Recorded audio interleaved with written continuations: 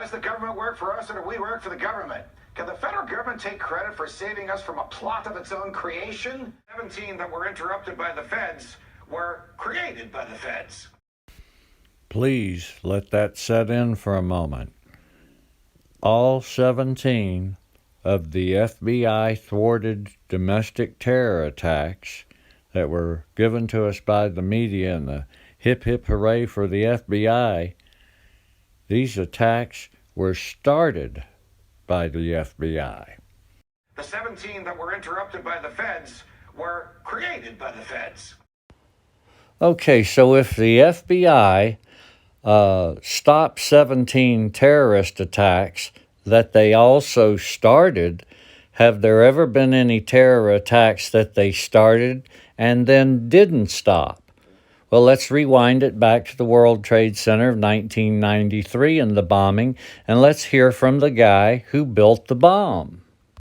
Salem is a former Egyptian army officer and the government's star witness against Egyptian cleric Dr. Omar Abd Rahman, who the FBI says was the ringleader in the bombing plot.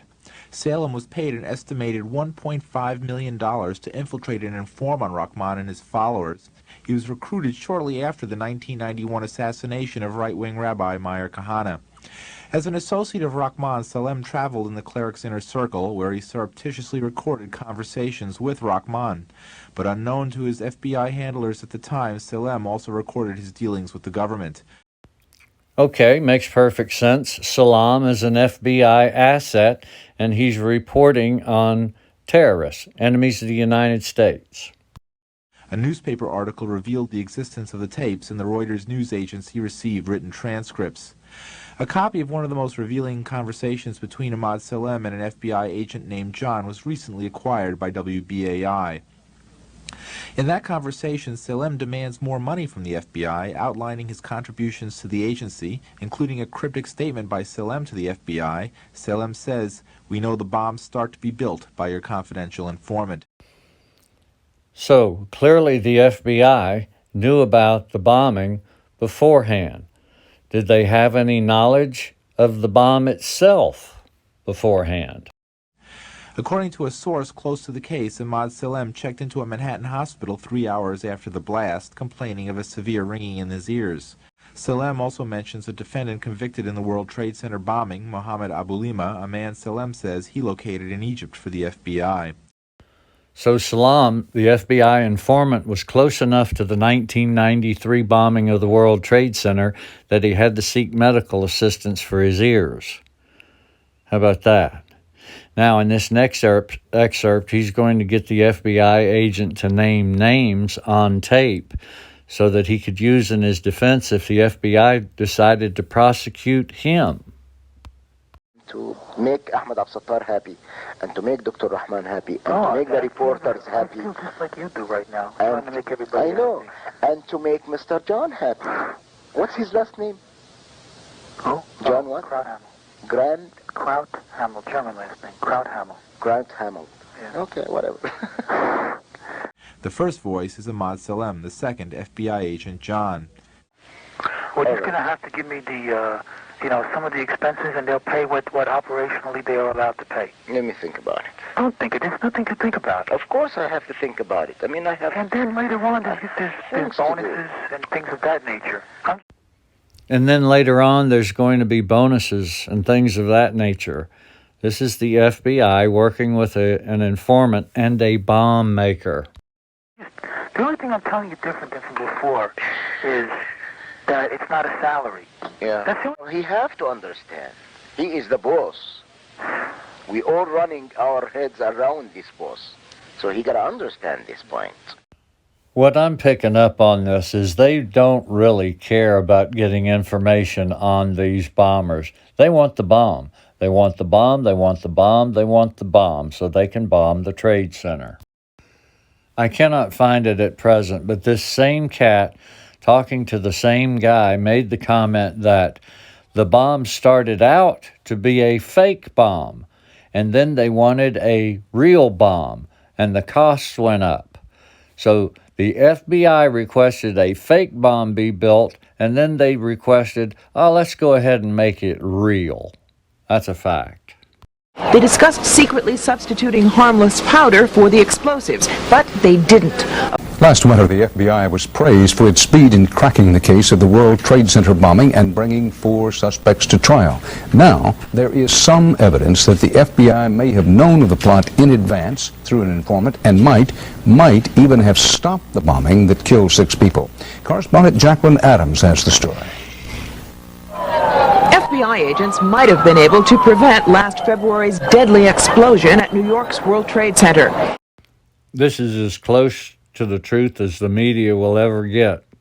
The FBI was working with the bomb maker and the confidential informant. Yeah, I think they could have stopped it if they wanted to. They discussed secretly substituting harmless powder for the explosives, but they didn't. What good would it be for the FBI to have thwarted a fake bombing? According to the FBI's own informant, Salem.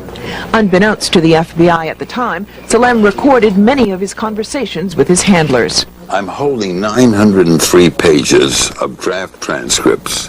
William Kunstler represents Sheikh Omar Abdel Rahman and several others charged with conspiring to blow up a series of New York City landmarks 4 months after the World Trade Center bombing. That case has not yet gone to trial. Kunstler confirmed newspaper reports of the Salem transcripts. In one, Salem complains to an FBI agent, "Since the bomb went off, I feel terrible. I feel bad. I feel here is people who don't listen." The agent replies, "Hey, I mean, it wasn't like you didn't try and I didn't try. You can't force people to do the right thing."